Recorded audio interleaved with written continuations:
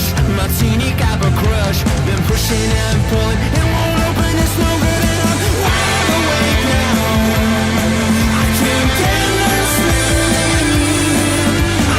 The Blades Ramble are proudly supported by our main channel sponsor, My Business Group, a group of brands designed to support owners, leaders and managers in business. We would not be where we are without the incredible support of John and the team. If you're looking to grow your business, contact mybusinessgroup.co.uk today for more information, or follow the link in the description below. Blades fans, subscribe to Blades Ramble. Up the Blades.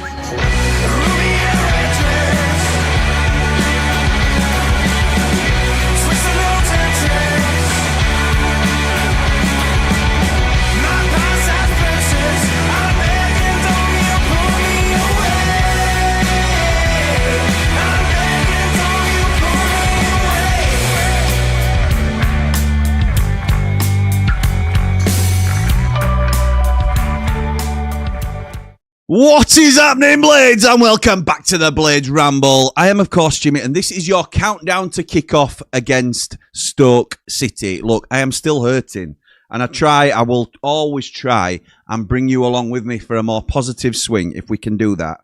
But I'll always be honest as well, and I'm still struggling from that result, that game. I know it's a very quick turnaround. It was only yesterday, and I like to give a day or two, at least like a 2-day window usually, for a countdown to kick off, because otherwise nobody watches it after the game. We've talked about this before. So we are going to shift focus to Stoke, and that's the beauty of the Championship as well, that you haven't got time to dwell, and that's a good thing in a lot of ways. You haven't got time to get too high when you win and too low when you lose, other than the international breaks. So we move on to Stoke. It was a really disappointing evening last night. I've been recording with Cal Fowler today. He couldn't give me too much stick because Barnsley were 2-0 up against a team in relegation zone at home and lost the game. So that'll be coming out Monday. But it's a Stoke and a Leicester preview, so it shifted us on nicely to looking at the opposition for the next two. To be honest, I prepped this before the Wrexham game and just touched up a couple of bits early doors this morning once I knew all the results, and it might have been late last night, to be honest.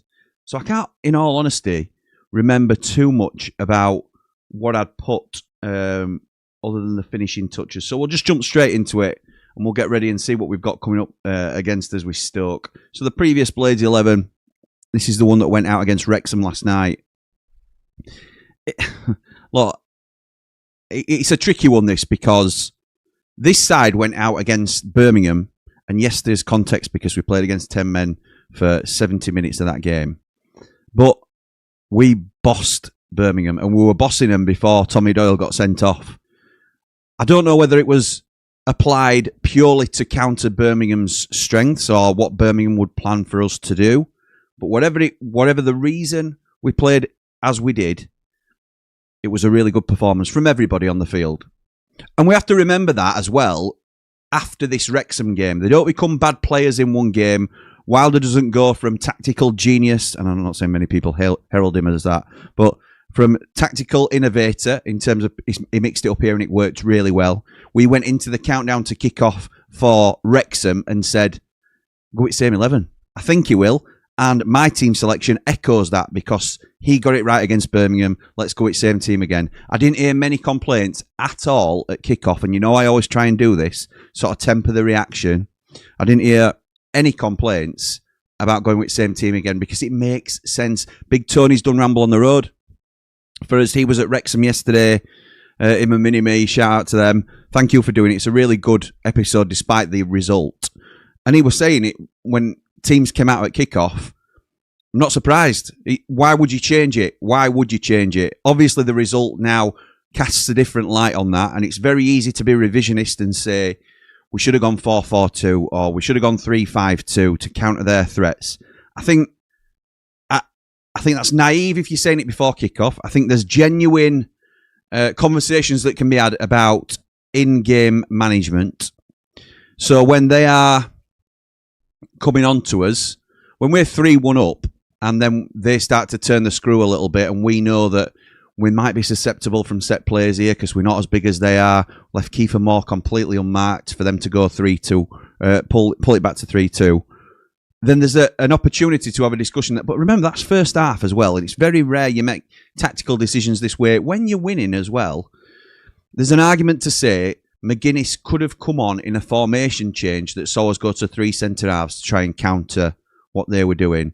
But I think that's pushing it. I think that's really sort of... I just think they were all wrong for us, and they smelt blood as soon as we got a little bit nervous, and they capitalised. And you have to give them it. There were no, and I've had my say on Wrexham, and some of their fans have come for me a little bit today. But the beaters all ends up and fair and square, didn't they? And I think it sticks in some people's craw, including Wilder, that Kiefer Moore was the one to come and do one over on us. He was quite pointed in the post-match. I've seen a couple of comments in our Platinum group, and I had a chance to be very active in there today, but I've tried to keep up with it. Some saying that were a pointed message to the owners in terms of, well, it'd still be here if I were here, basically, is essentially what he said. I don't think it were necessarily a dig at the owners. I think it was a dig at the former manager, because it's just a frustration that's there. I have to also say that a lot of us, me included, and I'll stick up for myself and my dad by saying we both really rated Kiefer Moore when he was at Sheffield United. I don't think we got the best out of him, but we wanted to stick with him and thought he was a good player at the level. Having said that, when we got an offer of £2 million for a 33-year-old who were on 30 grand a week, and at that time wasn't getting in the side because Tyrese Campbell was fit and firing, then it was a good deal for the football club to take for what was possibly your third choice striker at the time. So I still think it was a good business decision to sell. That might sound more and more daft as we see what he's done for Wrexham. But yeah, they did us, and you have to sometimes hold your hands up and say that. So we move on to Stoke, don't we? And this team, will it start against Stoke? I'm not entirely convinced it will. Having said that, what else do you do? Do you go? Do you change the formation? Do you go back to 4-4-2? Possibly. Let's have a look at what my predicted lineup is then for this.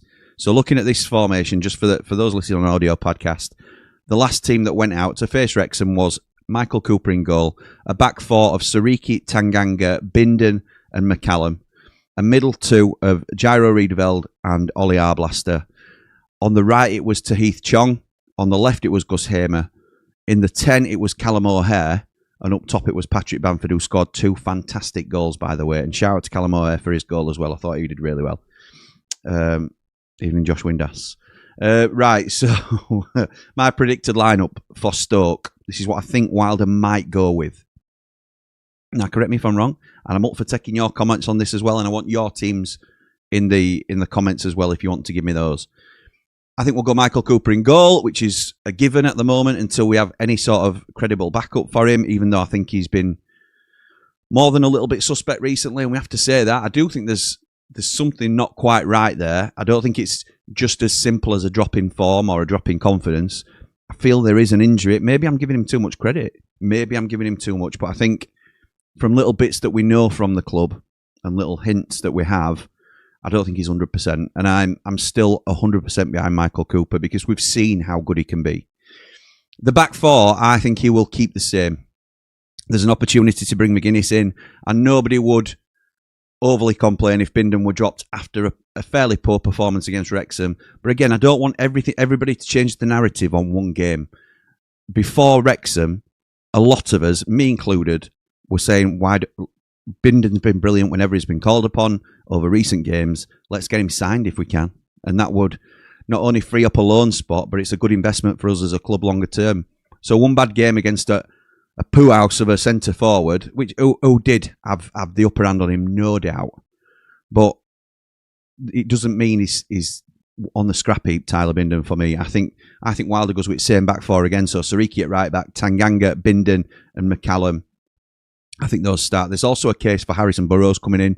McCallum didn't play well against Wrexham. But again, I think their overall contributions, that I think they'll be given the right to, or the opportunity to rectify it more than they'll be bombed out. Because I don't know, I think I see these players, particularly McCallum, obviously, as part of the squad, certainly till the end of the season.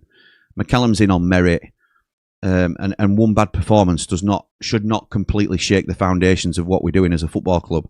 I think the middle two stay in the side more because they have to, not because they're not good enough. They certainly are both good enough, but Gyro didn't have a pre-season.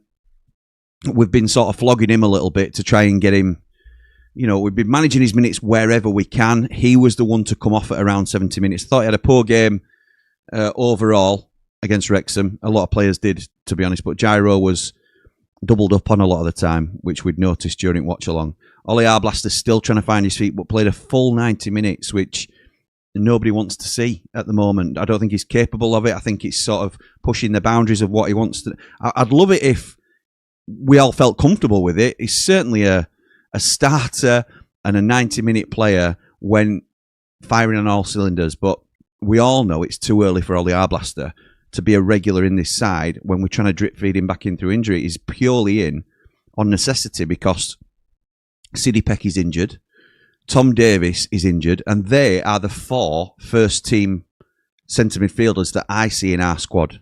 They're the 4. And Tom Davies is never available. Prince Abdullah told us, and we've been living by it since, the best ability is availability. And Tom Davies is never available, unfortunately. So, and at the moment, neither is Sidney Peck. So we've got 2 first-team centre midfielders. Then there's a huge drop-off, and it's Samari and Matos. And I don't, we're at that stage where I don't like saying it, but I don't apologise for saying it either because I'm calling it as I see it. Matos, you could argue he hasn't got a fair run in the side. And maybe there's half a chance that if he did have to get a run inside, he might improve or show us something. But I think that might now have to be at another club for the rest of the season. I'll be amazed if he's still in the red and white come 1st of Feb. I think he'll get out on loan. And I think that's a good move for the club and the player, to be honest. Samari, I've never been keen on Samari, as you know. I love it when he does well in a Sheffield United shirt because I'm a Sheffield United fan. So if he improves and kicks on, then great. Somebody had a pop at me the other day in the comments about, oh, well, Wilder says we're looking at Premier League loan players. Well, you won't want that, will you, Jimmy? Because you don't like us developing other teams' players. Well, I don't think you've listened to what my gripe is with that, really. I'm up for loan players coming in, and they don't have to be the finished article. Of course they don't. Why else? Why would a Premier League club send somebody out on loan if they were? So my point of that is they should be better than what's in your first. The loan players should be better, equal to or better than what is in your side. They shouldn't be below average, and then you are trying to develop them to get them up to first team level. I don't think that's complicated. I don't think it's that hard. So, thank you for your comment, Lado. Can't remember your name, but that's the point we make with loan signings. They should be better than what you've got, or at least on a par with what you've got, so they can give you. Like we're looking at. Harry Clark's a bad example, but say we bring in Hamza Chowdhury on loan. I'm not saying we will. I'm not saying there's been any official rumours about it because there haven't. But we've certainly been talking about it on this channel because he would be competition for Gyro and he'd be competition for Sariki. Nobody's saying he's definitely better than Gyro and nobody's saying he's definitely better than Sariki. But I'll tell you what he is. He's better than anything we've got to back up Sariki at right back, and he's better than anything we've got to back up Gyro for the job that Gyro does. So would you rather bring on Hamza Chowdhury or Samari? And that is, and yeah, we might be developing Leicester's player. We might be. And I'd love us to buy Hamza Chowdhury. Whether that happens or not, I think he's a stretch too far. But that's just my take on it. So it's a frustrating time for us because I think this has been an opportunity wasted this season. I don't think the league is strong, and I think we have been a hugely underperforming side in a league that was there for the taking. And I think this manager is the manager to take us forward. And had he been in charge, and I can hear some groans now. Tex, hope you're good, pal. I don't think he escapes full blame from yesterday at all in terms of his in-game decisions. When he brought on Harrison Burrows for Chong, couldn't work that out for 5 minutes as to who were going where. So I don't know if the players knew. But I still think had he not been sacked in the summer, we'd be looking at a completely different season for Sheffield United. Do I think we'd be up with Coventry? Probably not. But do I think we'd be in and around the top 6? Yes, I certainly do.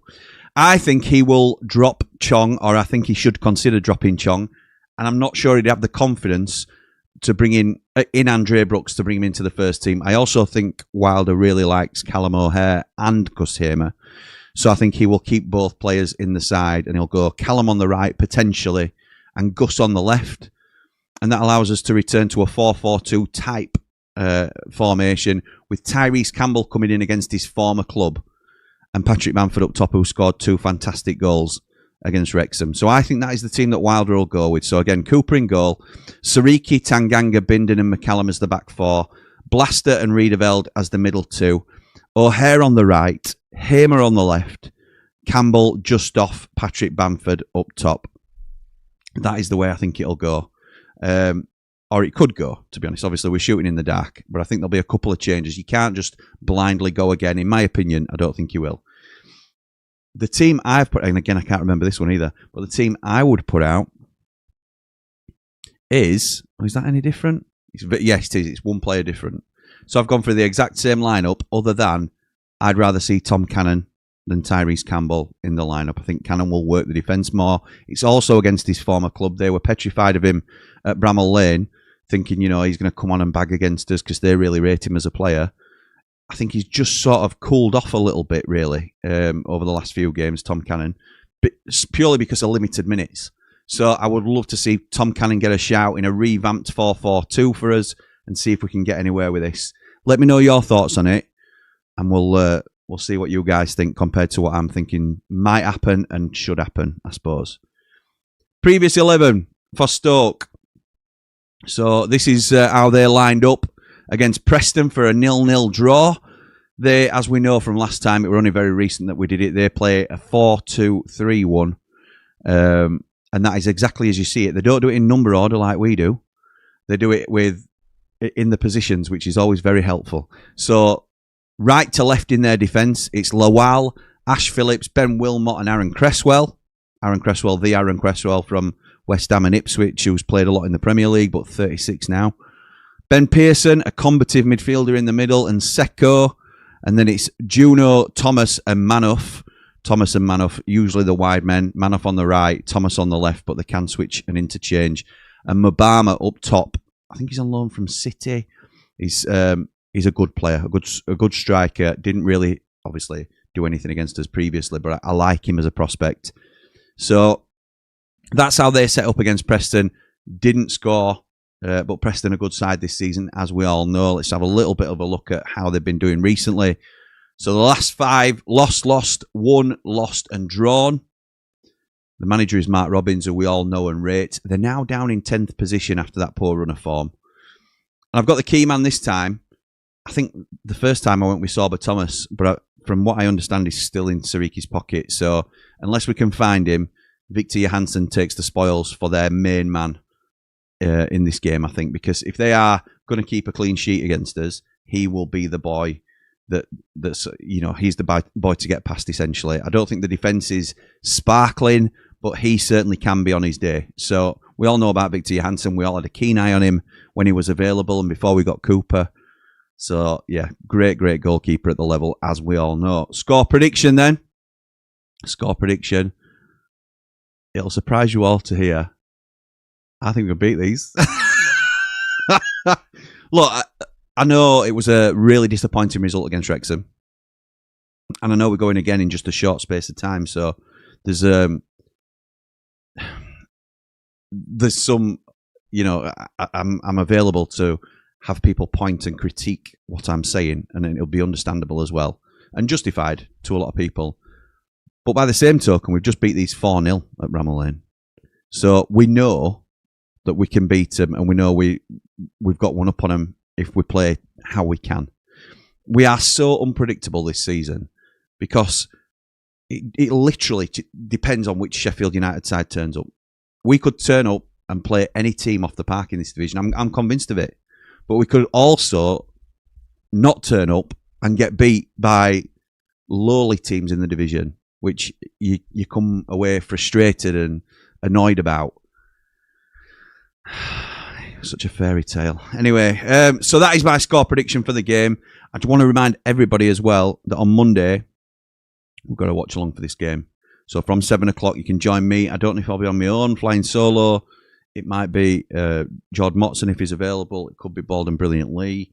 Might even be the Man Mountain. We'll have to see. But it might just be me on me Todd. But yeah, we've got to watch along for Stoke versus Sheffield United live from 7 o'clock on Monday. And for those that are struggling to keep up, it is Saturday today.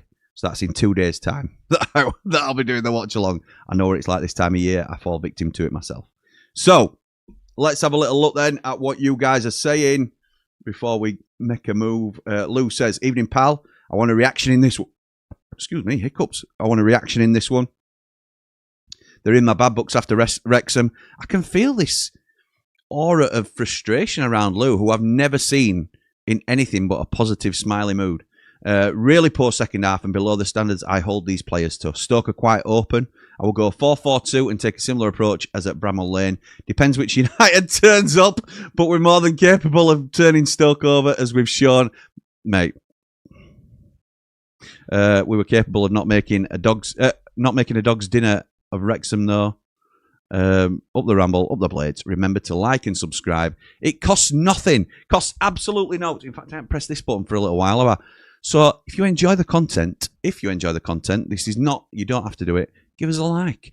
Thanks to those people that give us a thumbs down. Boo to you guys. I think I know who it is. Subscribe to the Ramble.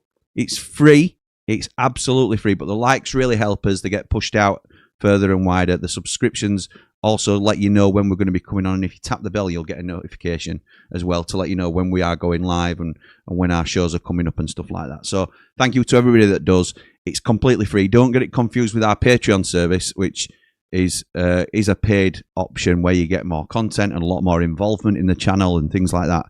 And a WhatsApp chat with us all and all the famous faces that you see on the channel. But yeah, this is to subscribe. It's just a subscribe button next to the video, just below where you're watching.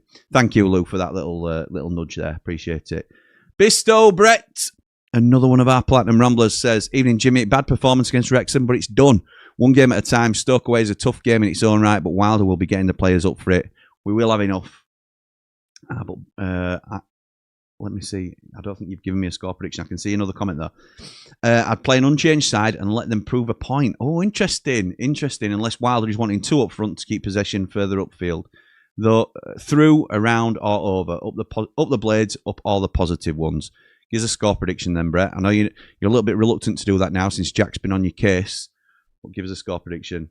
Let me know what you think. Peak, another one of our Platinum Ramblers, says, it's been proven to be the case, Lewis. We don't know which United will turn up, but on paper, at least we have the players and we are scoring. I think we need to play with two up front, Bamford and Cannon. Oh, look at this. The Platinum Ramblers. We're all on the same wavelength, aren't we?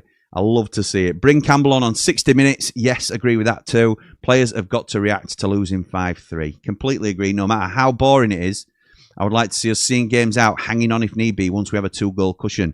We need points, not good performances or fancy football. Fancy football can wait for the playoffs.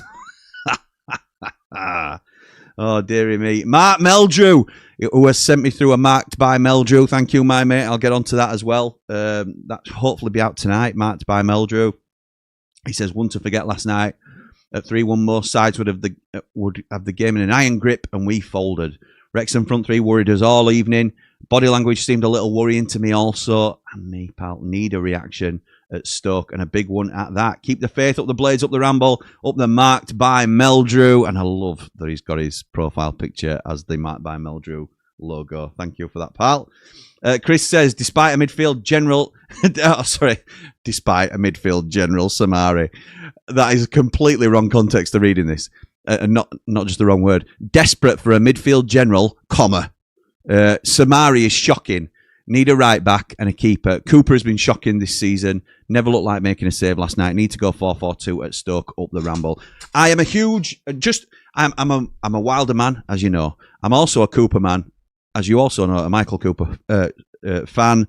I was always on the charge to get him into the football club. Think he's a great goalkeeper at the level. I can't defend his recent form. I can't. I certainly hope I know we all hope he returns to some sort of form for United, but as much as I will support particularly my favourites, because everybody does that. It's a natural bias, subconscious bias that you have to those players that you like and the managers that you like. I will always try and support him, but I'll also be honest and tell you if I'm disappointed in what's happening with him. I'd like to give him an out, like I've said earlier, about having some potential injury, but we don't even know if that's the case. We think it might be, but if so, then get somebody in and get it seen to, and let's get some remnants of the Michael Cooper that we know and love back, the Cooper that we have actually seen for Sheffield United. It's not a myth that he's a good goalkeeper. We saw it last season. We saw how commanding he can be. We saw how good he can be and the sort of presence he has in that area. There's none of that this season. There's no taking command of his box. He don't come off his line. He don't come off his line to collect crosses. And it's really concerning because we know how good he is and can be. Something does not add up for me there. So I don't disagree with you, Chris. Bryce says, good evening, Ramble family. And if I haven't said to you yet, Merry Christmas, and I hope you all got what you deserve. At least present-wise. If, as ever, keep it clean in the chat, no shouting, etc. Thank you, Bright, my mate. He says, please like, subscribe, and share the channel and help us increase the Ramble family. Let's let your friends and neighbours know what they're missing out on. Your word of mouth is a massive help to us. Bright, you're absolutely right. Thank you, mate. It is a huge help when you're just talking to people about it. The amount of people that, and I love it when people say nice things about the channel, which is very much appreciated, but the amount of people that said, I never knew, I've only just found you, I've only just discovered you, so nudge it into your mates and your pals and let them know what we're doing on the Ramble. We've got a lot planned this 2026, hopefully is going to be even bigger and better than 2025, and we've done an awful lot that we're proud of in 25, but you're all a part of it, you're all with us, so bring your friends and your family, make it even more of a community than it already is. Blaggers says, evening Jimmy, conceding 5 goals away at a mid-table at best side is nothing short of appalling. Agreed, but January is almost here and CW can start righting some of the summer's wrongs. He needs to be ruthless. Do you know what he does? He does. I'm going to do a talking sense with Andy the Blade, my dad, in the first week of Jan. And we're going to talk about the window. And we're going to then do a talking sense the first week of Feb and talk about what's happened in the window. So it's a little bit like what we'd like to happen and what has actually happened. So we'll do that. We'll probably do a deadline day episode as well, which we've done previously.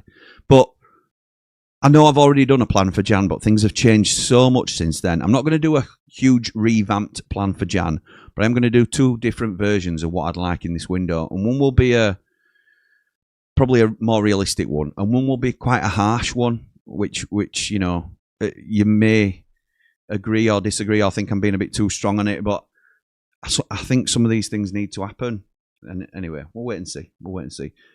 Graham says, hey up Chuck, something wrong with Coops, can't even come out to punch a ball from a corner. Samari's no good. There you go. Dave Morwood, evening Jimmy and all the Ramblers. Hope you're well and had a good early morning bedtime. Let's go to Stoke and win. Positive thoughts, up all the Rambles, up the Blades, up the positive 6. Like and subscribe, please. Thank you, Dave Morwood, top man. Sheila's Wheels says, evening Jimmy, hope you're well and out of the doghouse. Not yet, not properly. Defensively poor, conceding 5 to a bang average side. Next 3 games very important before the window opens. Wilder will be busy. Yeah, he will be busy, Sheila. I just think they were all wrong for us, Wrexham, and once they smelt blood, we were for it, weren't we? Unfortunately. Ollie says, what's Tom Cannon done wrong?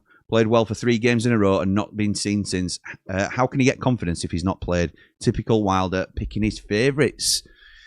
I think he has got previous for picking favourites. I think that's probably fair. I think he switched it up against Birmingham, and Tom Cannon were a sacrifice of that with switching to one up top. And we went really well against Birmingham, didn't we? It has to be said. We went well against them. And then he went again with the same team who played well against Birmingham. So I understand the reasons for it. It was a dubious call at the time, pre-Birmingham kickoff. And then it fully justified itself for the game that we played. And then you can completely understand him going with the same 11 again. This will be the interesting one. And that's why I would like to see Tom Cannon come in. I think it might be Campbell, but I would love to be surprised and see Tom Cannon come into the lineup for this one. Personally, I'm with you, Ollie, on that one. Hamer has to be sold. A very big problem he is. Nice one, Yoda. Very big problem he is. Can't defend, and that's what we need. Ben Mee is the biggest miss of them all, who's out, and you can tell. I think Ben Mee's a big miss. I think Siddy Peck's a huge miss as well.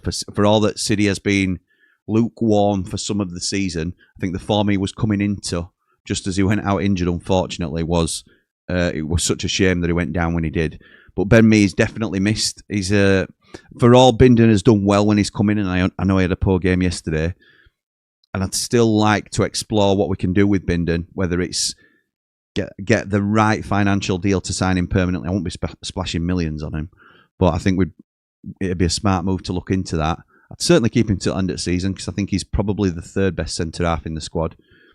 But Ben Mee's missed. Undoubtedly, Ben Mee's missed. In terms of Hamer, that's a whole different conversation, and that's a big conversation, but one that I think we should be having. At some point. Alessandro says, disappointed we lost the physical battle and conceded 5 in a very winnable game. Need to get 3 points by any means by Stoke and go into New Year's on a more positive footing. Yeah, I think that's fair. Jack says, I'm just pretending like yesterday didn't happen. Let's smash them. Get to January and let Wilder get his players in. It always seems like we're limping to January though, doesn't it? It certainly did last year. I remember when it was Tom Davis and Siddy Peck in the middle. That one game too far against Hull. It looked like we were desperate to get to January. And we are again, I think. We're in that situation with the bodies that are out currently. Bean says the main concern with the team at the minute is that whenever we go behind, both players and Wilder struggle to turn it around. The Wrexham goals were coming for ages and we never stopped their momentum when it went to 3-2. If we score first in a game, I think we're a different team. Also hope we have deals lined up in January. Gyro and Blaster looks knackered and we have 0 options. Completely agree. Completely, because the options we have are Samari and Matos, and that's a huge downgrade. Unfortunately, it gives us no pleasure saying that, does it? But that's how we feel, or it's certainly how I feel. Nige says, evening Jimmy, think personally Wilder was at fault yesterday. His bizarre subs and lack of seeing the midfield getting overrun. Hopefully we can cancel the Samari loan. He needs to go.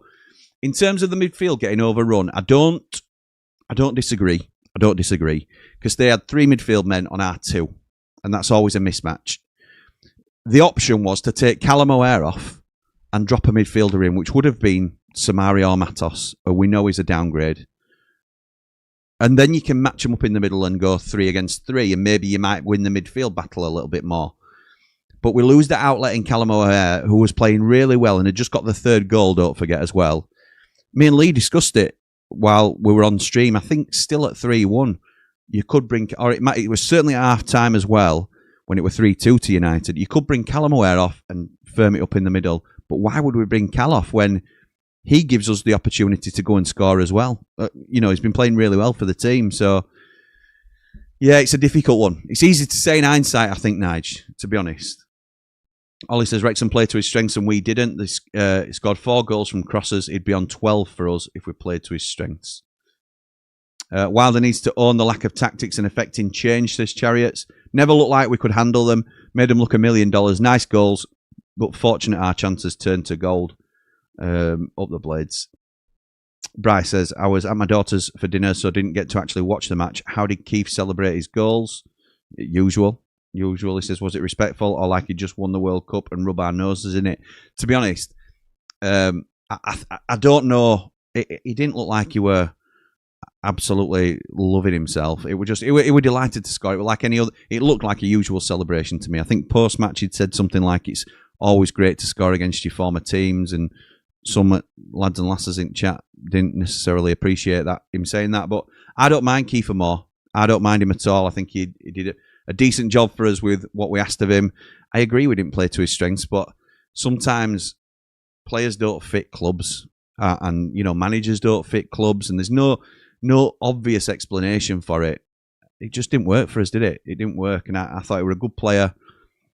I'd have still taken the deal on the table at the time in the summer, whether I rate him or not, and people know I do, but it's been a great deal for Wrexham. That's all we can say for definite, isn't it? Sheila says, Jimmy, do you have any news on Joe Rothwell? Nothing at all. I know Alan Nixon's got a story coming about United tomorrow. Not quite sure what that's about. Paul says, looking at our second half performances, we've conceded 15 goals between the 46th and 61st in 9 games, and in 8 games when we've been drawing 4 and leading in 4 at half time. We've lost all 8. 16 points lost is not good enough. Yeah, it shows a really weak mentality, that, Paul, doesn't it? Really weak. Thoughts on, Fralpa says, thoughts on James Board, pal? I think you're a Wednesday night, aren't you, Fralpa? So I'll be as kind as I can.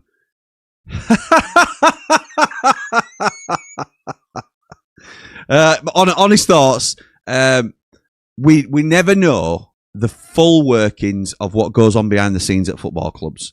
Some of us might get to know a little bit more than others, but ultimately, we're in the dark for the vast majority. Unless you're sitting in that boardroom, and unless you're hearing it from the horse's mouth, you don't know who is suggesting what, you don't know who's competent and who's not. But everything that we heard about James Board was very concerning.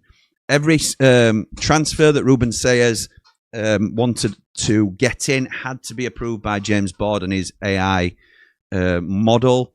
He had players suggested to the manager or pushed on to the manager that we must buy and then it must be included. It was a nightmare. So if James Board is going to be going in at Sheffield Wednesday, I'm very happy with it. I'll be honest. I'm very happy with it. And only problem is, after February, is it? Might not be another Steel City derby for a long, long time. So, yeah, all the best, Fralpa. Nothing against you personally. I appreciate you coming on and joining us. You're always welcome here, mate. But on guard with James Board. Luke says, all this is 100% on the owners. Terrible managerial change and a horrible transfer window. Stop him when he's telling lies. Ollie says, can't keep blaming everyone other than Wilder. He kept us in this league last season. Kept us in this league last season. Tactical, terrible. Don't get me wrong, he's got a few results and performances, but still not good enough. Ollie, I think that's... He kept us in this league last... What a terrible job he did last year. What a terrible job. Ollie, come on, mate. I'll be fair with you and try and meet you in the middle. I'd love to have an honest... In fact, if you're out and about, if you're local and you're able to get to games and you're going to games anyway, come see us in Triple Point and we'll have a chat about it, honestly, because I'm certainly not against hearing other people's opinions, and I don't think he's faultless. As much as I really rate him, and I'm sometimes blinded by what he's done for us previously, I don't think he's faultless at all. But how anybody can say that he's not, firstly, done a brilliant job last season, whether you think it were lucky in a lot of games or we just edged a lot of the games, I think there's a skill to that as well. It goes into the not pretty but effective and winning football category for me. And I also think this season, I think some fans, and I'm not saying you specifically, Ollie, but some fans have got very short memories in how we were playing at the start of this season. It was miserable. It was absolutely awful to watch. Awful.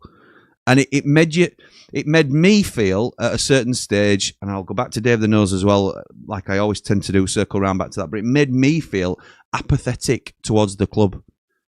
And you know, I know this is my job, and it's my job, but I'll continue to give 100% to this, whether we're playing well, whether we're playing badly. You know, I'll come rain or shine. But as the fan part of me was not engaged and enjoying it. Like I didn't feel that connection to the club at the beginning of the season because it was so far from what we recognised. And he's come back in, and yeah, I might be under the spell, but he has completely changed things around again, and sort of got us back to a recognisable club that we know and we can be proud of. And at the minute, you know, we're not putting a run together. We thought we might be, but we're so much better than we were at the start of the season. And that, if you're going to criticise him when it goes wrong against Wrexham, you've got to have a bigger picture view of how he's also done in the grand scheme of things. And he's certainly come in and massively improved us. Massively improved us. And it's easy to say, oh, well, anybody could have come in and done that, because we all saw how difficult it was at the start for him to turn it around anyway. So again, I'm happy to have an honest conversation with you, pal. It's not like a come down and see me, we'll sort it out. It's a genuine, I'm fascinated with like people that are not even anti-Wilder, because you're just talking about blaming him, but saying he's not good enough and all this sort of stuff.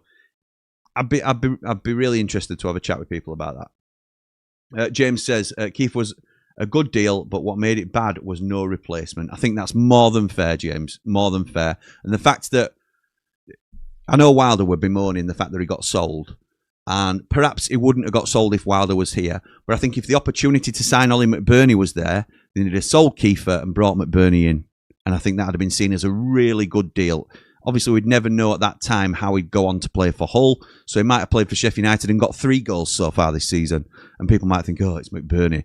But either way, I think selling more for $2 million and 30 grand a week, 33-year-old, for a, 28, 29-year-old McBurney, whatever he is, on a free, that's a good deal. And that's what Wilder would have done, in my opinion, if that was on the table. But Sayers did not want Ollie McBurney. We didn't end up with a number 9. And now we've had to scramble around the free agent market, and we've landed, fortunately, on somebody who looks to be very, very good, and we need to get him tied down now. But I'm sure that's a huge investment for the club, either way. Certainly short term, and if we're going to tie him down, it'll be medium to long term as well. So I agree with you, though, James. It's a great point, pal. Mr. V says, hi, Jimmy. We're only halfway through this season, and there's going to be lots of twists and turns between now and Derby on the 2nd of May. I'm not giving up on making the playoffs. It's too early. Up the Blades, up all the Rambles. Love that, Mr. V. Always positive, mate. A founding member of the Positive Blades. Creswell went off injured yesterday. Don't ever like to see players go off injured, but let's hope he's not able to play against us because he's been playing well. If he is injured and out for the game, you'll have to ignore that on the video that I do with Cal. So just skip over that bit and pretend it never happened. Are we on Sky on Monday as it's not on the listings? I certainly hope so. It's usually on Plus, isn't it? And it's, yeah, I'd be amazed if we're not on. I'll be amazed. James says, my concern with McGuinness and Chong, we signed 2 players from a team that got relegated to League One. The fact that we signed them from a team that got relegated don't bother me. It's, are they good enough to play at the level? And I don't think either of them are starters at the level, if I'm honest. Again, we need a centre-back. A left centre-back 100%, says Paul. Would you not be comfortable with Ben Mee coming back in, Paul, and then think Binden's decent cover? Because I think we'd be all right with that. I don't think it'll be a priority position. I'm not saying if Suter don't become available that we might not have a sniff, because we know that Wilder likes him and he likes Sheffield United. They both flirt with each other quite a lot. But we'll see. Preston are doing well because of their manager, says Ollie. Eki is the most underrated manager in the league. Take him back any day of the week. Bryce says, don't listen to Jimmy, he's just being nice. You do have to hit that like button, I say so. Thank you, mate. Chariot says, James, we should be on the red button on Sky Sports Plus. Yes, we should. Bisto Brett says 3-1 Blades win. That's not very positive, is it? Jack will be all over you for that. I think Bamford solo forward and pack the midfield to win that battle. In Wilder we trust. So pack the midfield. Have we got any midfield to pack? I'm not sure, Bisto. I'm not sure, my old pal. Alex says, evening, Jimmy. So disappointing the other night. This January is huge. Tough decisions to be made on players. Feel for Wilder. Hope he gets the back in. Are we back in the dogfight now? Hope we can bounce back on Monday. What a difference a year makes. The owners have set us back so far. No, I don't think we're in a dogfight, pal. I don't. Advertise the Ramble at the Lane. Marching on together. Can you make the playoffs, Jimmy? Advertise the Ramble at the Lane. Well, we sort of do. We sponsor Bamford, don't we? So whenever his stuff comes up, the logo appears. We're in the match day programs as well in a teeny tiny weeny little corner. Whenever you look at the player squad list, didn't know it'd be that small, Sky, but thank you very much. So yeah, there's little bits of advertising around the lane, but other than that, we're not printing money, Michael. So it's something we have to balance. Can you make the playoffs? We can. I'm going to answer that as like a factual thing rather than opinion-based thing. Because at the minute, if you ask me if we will, I might not even like my own answer, to be honest. Bamford showed why he should be the first choice. It was a cut above yesterday, says Aid. I agree with you. No problem at all with that. Sorry, I've read that answer, Alex. Michael says, the Ramble sponsor Pat Bamford, so the logo is seen at the lane quite a lot. Thank you, Bri. Yes, that's true. Alex says, good job we have Wilder. He'll not pull his punches. Would you take 15th, 16th if offered it now? Not a chance, Alex. Not a chance, my mate. Jackson News says, hi, Jimmy. If we were winning by a couple of goals, would you possibly take the striker off for a midfielder and use Callum as a false 9? I wouldn't be against it. It depends what sort of stage of the game you're at. If we're winning by a couple of goals, I'm happy to try and defend it, if I'm honest, away from home. I would be. That might be seen as quite negative, but I think we need the points now more than we need the free-flowing performances. Like and subscribe, he says. Thank you, my mate. Text says, it didn't work as we played the ball to Kiefer's feet and not his head. Pete Noble says, Gus, best player in the team, but not best team player. Very fair point. Very fair point. Bryce says, please like, subscribe, and share the channel and help us increase the Ramble family. We want to hit that 11k as soon as possible. Thank you, my mate.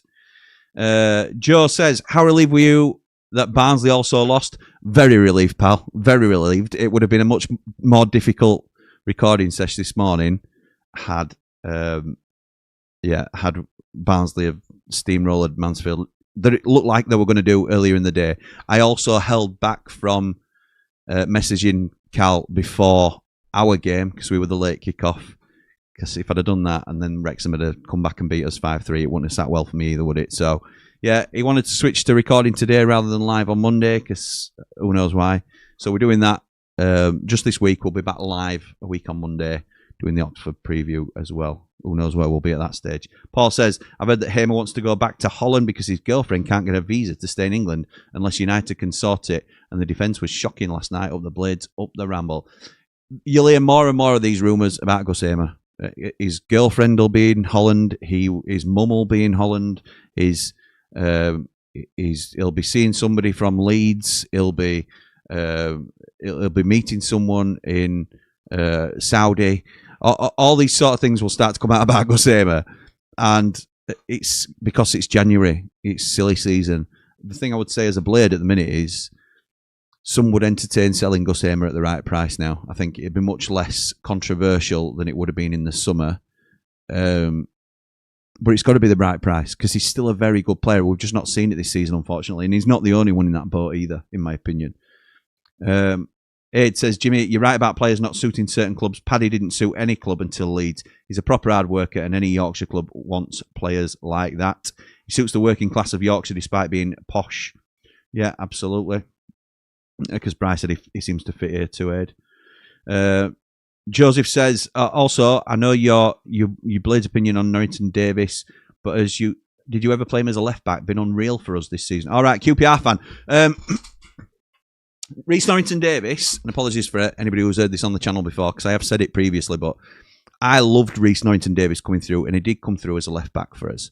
Then we switched to the 3-5-2, and I thought it was a very capable left wing back for us. And he also did a bit of a job at left centre back, but really he's a left back by trade. So when we switched to a back four again, he did really well. No issues, Reece. Then he got his injury, and he had a really bad injury that kept him out for about 14 months. I think it was ACL. I'm not quite sure what he did.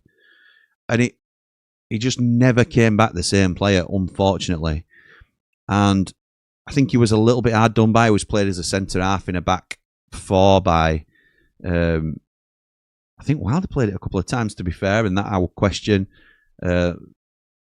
What's his name? Sayers played him in a back four as a centre-half. He's a left back. He's a left back, as you guys have seen. And I think there's definitely a player in there. Really like Reece. And I actually think it's a deal you could probably do in January. The only thing I would say, I think it's unlikely, but Harrison Burrows hasn't been doing the business for us. And Sam McCallum has been very good for us, but also has a performance like last night in his locker. If Reece Norrington Davis continues to knock it out of the park for QPR, there might be a chance. But I don't think there will be, in all honesty. I don't think there will be. And I think he'll leave the club. And I think he'll probably sign for you permanently if you want to offer us 10 mil. No, if you offer us any sort of decent transfer fee, I think he'll go. And we wish him the best because he did well for us. We didn't have any shots under Sayers. How bad is that, Ollie, mate? Ollie says, not just the Wrexham game. I didn't think he should have come back the second time. Don't get me wrong. Yes, he did all right last season, but his decisions cost us promotion. His decisions got us into position for promotion, in my opinion. You could argue it either way, couldn't you? Ian says, Mr. V still confident on the playoffs, but last week he was confident on top 2. He was so confident that he put his money where his mouth was, though, Ian, to be fair to him. Bryce says he still feels confident on the top 6. Statman Jack says 4-0 again. Ole, ole. Oh, my goodness. No, seriously, we need to repeat what we did to them at the Lane. Back to 2 up top. My target is to get 15 points from the next 7 games, and the players need to be bang up for it. Up the Blades, up the Ramble. Top man, mate. Top man. Pablo says, Joe Rothwell wasn't in the Rangers squad today. Do you think he'll be our first signing in Jan? Up the Blades, up all the Rambles. Would not surprise me at all. Wouldn't surprise me at all, Pablo. David Vinter says, Gus was poor all game yesterday. Why did he stay on for the full 90? Got overrun in midfield. Need a win at Stoke. Up the Blades, up all the Rambles. I think it's because, and me and Lee talked about this as well, Gus Hamer can be absent for 85 minutes. But then he could pull something out of the bag like that, couldn't he? And it gets less and less likely as the game goes on. But he is capable of changing a game. And I think that's probably why he stayed on, David, because we've got not many options now for game changers off the bench. Statman says, I just thought it was strange when we barely celebrated when we got scored against Wrexham, not compared to previous games. Something just looked off. But I know Chris will push them and strengthen in January. Michael says, Hamer's dog hasn't settled in Sheffield. He wants out. Yeah, I think that's about right. I've started hearing that on the grapevine, to be honest. Got a feeling we'll lose again. Says Ray, that's not great. That performance knocked the stuffing out of us. Up the Blades, up all the Rambles. Like and subscribe. Susan says, hey, Jimmy, do we think the rest of the season would be more enjoyable if we let ourselves off the hook and leave the chase for the playoffs alone? The pressure isn't fun, is it? Susan, I can with a £5 super chat as well. Thank you so much. I agree that I think this is a personal choice rather than a collective choice. Because if you make peace with the fact that we're not going to make the playoffs this season, I think you'll enjoy the season a lot more. Whereas the club certainly won't write on anything off until it's mathematically possible. And like delusional fans like me will always look to, we can still do it if we get... I know Clarkey, I don't know whether you're watching live, but I know you catch up with everything. Clarkey will be working out how we can... I remember when we were working out how we can go to Arsenal and turn Arsenal over in Premier League season when we were 20 points adrift of relegation. So there will be Blades out there that think, well, if we just nick it there and we just get 3 points there, and I know it's a big ask to go to Ipswich and do this, but I know we've already been to Ipswich, but Susan, if you can make peace with not being in a playoff race and just taking it game by game and enjoying the games, I think you'll have a much more enjoyable season. So I would certainly back and applaud anyone that can take Susan's approach here in just enjoying the rest of the season as much as you can and sort of hoping that Wilder will make the necessary changes in the summer to have a proper go at it. But I think it's not. We're not even turned into 2026 yet, have we? So I think we're bang halfway through the season, and I don't think you can write anything off yet. But if it works for you, Susan, you go for it. Hamer lives in Derbyshire. We should start in fact, it's probably one for another watch along. We'll do it on Stoke game if it's quiet, but it's usually a watch along for other teams that we do these sort of things. But we'll go for what ridiculous rumours can we start about Gus Hamer, and it's as a joke. Obviously, we're not trying to gaslight anybody or anything like that. But they used to do it on radio, didn't they? I saw Hamer in a Fitness First or a McDonald's around corner from Dronfield or whatever it is. We'll just start them sort of chats going, I think, in live chat on one of us lives. Bryce says, please like and share the channel and help us increase the Blades Ramble family. Let your friends and neighbours know what they are missing out on. Your word of mouth is a massive help to us. Thank you, Bryce. Jamie Dumpling says, evening, Jimmy. Wow, this countdown to kickoff has lasted long. It has actually, mate. I know we're inconsistent, especially away, but these have dropped off a cliff in form overall, and we battered them only the other week. So come on, why not? Harry Suter's just resumed light training just now. Oh, interesting. I know what you mean. I don't think we'll sign him personally, but I know there's been chatter about it. Jamie Dumpling says, we can get to the playoffs. January incoming very soon. Come on, let's have it. Love that, Jamie Dumpling. Love that from you. Right, I'm going to call it there. We have gone long, like Jamie says. 55 minutes for a countdown to kickoff is no mean feat. It's usually one of our shorter streams, but we can ramble, can't we? So we are back tomorrow with a 3 Mardy Blades. In fact, I have to confirm whether it's a 3 or a 2 Mardy Blades, but I will certainly be with a +1 at least. So I'm asking them what we need in January, because I think things keep chopping and changing. So I think that will be our lead topic tomorrow night, to see what we need. And then, obviously, like we've already said, join us here on Monday. I'll be getting the Jimmy and Cal football show out on Monday, but also Monday at 7 o'clock. It's a watch-along for Stoke City versus Sheffield United. Oh, hang on. Aid says, Gus Hamer spotted after the match eating Mackies with Chef Wednesday fans. He's got 5 Big Macs with vanilla milkshakes and 3 apple pies. Not shocked. Not shocked. Callum Fowler, EFL expert, he needs to add to that. To 13th. 13th? What? Tuesday 13th? Is that what you're saying? Is that what you're saying? Tuesday 13th? Nudge, nudge, wink, wink. Fowler loving the Barnsley Place predictions. All these Hamer rumours are laughable. I know, this is the point, isn't it? We'll get, I've seen his hairdresser told me that he's going to Feyenoord and all this sort of rubbish. Keep it ramble, people, says Bri. Graham says this season will be defined by COH backing of Wilder's ins and outs. Must be backed. Statman Jack says area has just been done by Mansfield, but it's okay. He's got 6 games in hand. Right. Thank you all for joining us. We will see you tomorrow on 3 Mardy Blades. But for now, come on, you red and white wizards. Up the blades!